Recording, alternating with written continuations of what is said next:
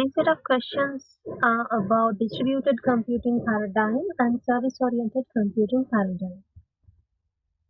Question 1. What is mean by computer paradigm? We can define computer paradigm as the set of concepts, principles, and methods which express computation.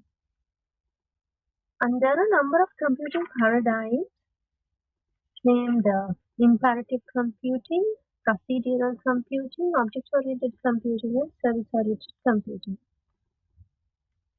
In imperative computing, it is a paradigm which the program describes steps that change the state of the computer. Therefore, it has a close relation to the machine architecture. It is really simple to implement, but it will be difficult when you have a complex problem to be solved, because the simple instructions will have to be used to create complex programs. Therefore, it will be less efficient and less productive when you go for complex programs. When we come to procedural programming, there's so much difference between procedural and imperative approach. But in procedural, we have the ability to reuse the code. Therefore, it was useful for modular software design when we used procedural programming other than imperative computing. In object-oriented programming, we have classes and objects. These classes and objects are the things which more emphasis on data. Therefore, it can be used to model most of the real-life problems. In object-oriented programming, we have abstraction, inheritance, code reusability, data security, and flexibility as well. So in question number 2, you have to list procedural, object-oriented, and service-oriented computing. And the third question asks, what is service-oriented computing? Service-oriented computing represents a distributed computing platform. And also, there we have services. So you can mention that it uses distributing computing platform, and it has services, and we use those existing services when we compose applications. Service-oriented computing represents a new generation distributed computing platform. So it is same as the point which is mentioned above in the first point. So this is about service-oriented computing.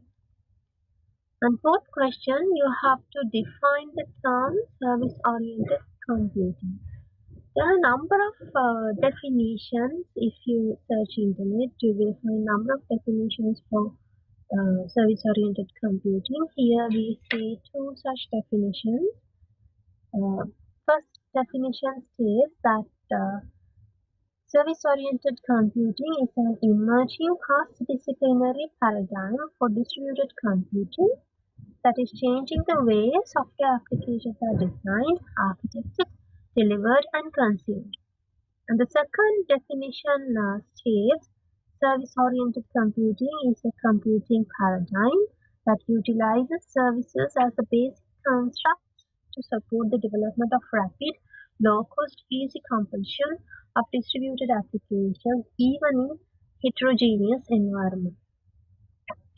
Therefore, when we look at these two definitions, both states that service-oriented computing is used to design and develop software which can be used as distributed applications.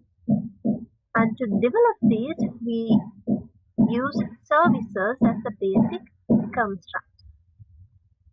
Question number 5. Compare object-oriented and service-oriented computing in terms of methodology, code sharing, reuse, and system maintenance. So you can give the answer like this. Object-oriented computing is developed with tightly coupled classes, and service-oriented computing is developed with loosely coupled services. As I have already mentioned, in object orientation, we have to create our own classes, and in service-oriented architecture, we have a set of services that can be used for our applications. So these classes which we find in object orientation are tightly coupled, and the services we have in service oriented computing are loosely coupled. When we consider about the level of abstraction, uh, service oriented has increased level of abstraction when compared to object orientation. The application can bind to services which can improve over time. Therefore, we can reuse the application without any modifications. In object orientation, we have abstractions using interfaces and abstract classes. And there is another thing that you will have to mention, that in object orientation, application development is often delegated to a single team, and in service-oriented computing, it is delegated to three independent parties named as builder, service provider, and service broker. And when we talk about code sharing and reuse, code reusability is found through inheritance and library functions in object orientation, and in service oriented computing, code reuse happens at service level. So services are there with some standard interfaces, and those are published in the internet. Therefore, when you want to reuse that, you can refer to those repositories and get that services and reuse them.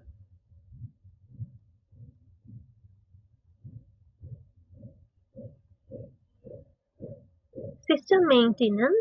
When you want to maintain your system, you will have to upgrade all the classes you have written in object-oriented computing by your own.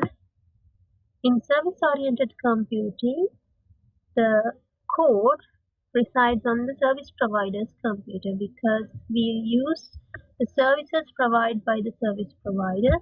So whatever the update to be done will be done by the service provider. So the user do not have to involve in that.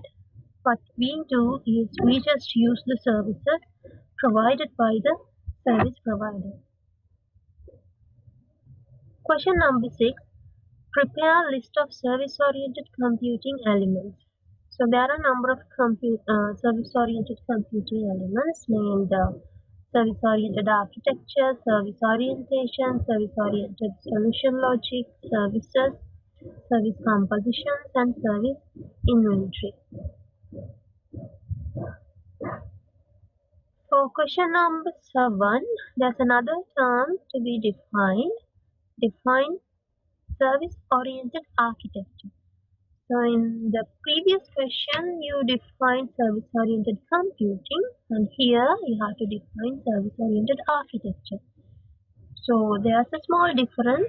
Here in this question, we talk about the architecture, and in the previous question, we discussed about computing. So service-oriented architecture is an architectural style of building software applications that promote loose decoupling between components so that we can reuse all those components, and it will be easy for us to work within the distributed system architecture. Question number 8. What is Web Service Business Process Execution Language? It is a language for specifying business process behavior based on web services. It is specified in XML, and by using this specification, we can model the interactions which are there in the business process as a workflow.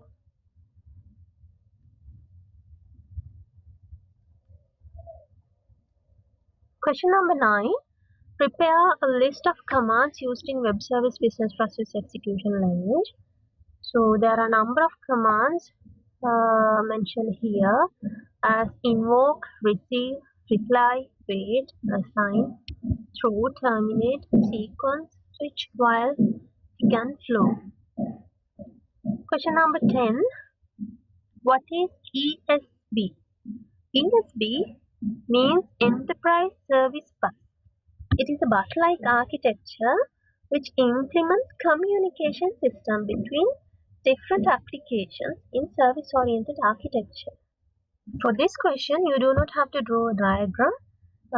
If you wish to, you can draw a small diagram stating how clients, services communicate with the application through this enterprise service bus.